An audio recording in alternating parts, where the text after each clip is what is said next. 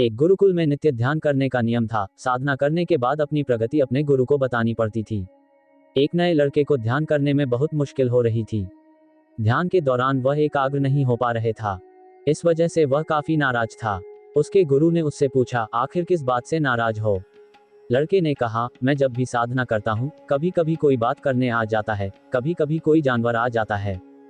गुरु ने लड़के से कहा कि तुम अपने आसपास की हर चीज पर गुस्सा हो रहे हो, जबकि ध्यान का वास्तविक उद्देश्य गुस्से से बचना है।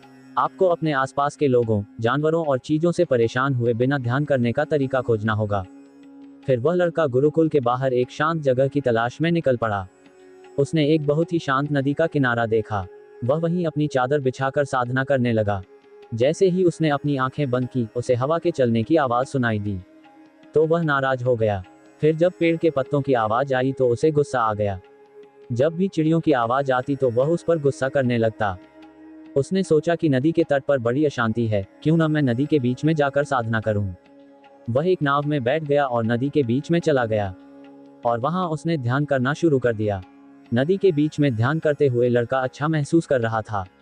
फिर वह रोज नाव में बैठकर नदी के बीच में जाकर साधना करने लगा। अब वह खुश था कि कोई उसे परेशान नहीं कर रहा था, और वह ध्यान करने में सक्षम है।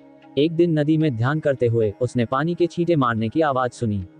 जब उसने अपनी आंखें खोली तो उसने देखा कि एक बड़ी सी नाव उसकी ओर आ रही है।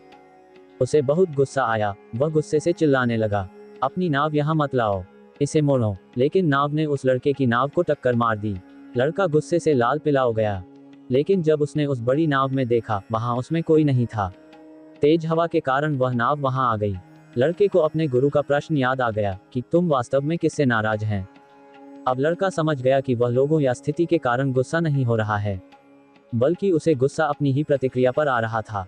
इसके बाद लड़का फिर से गुरुकुल के अंदर साधना करने लगा, जहां पहले की तरह शोर शराबा होता था, लेकिन वह अब उस शोर को एक खाली नाव की तरह समझने लगा था।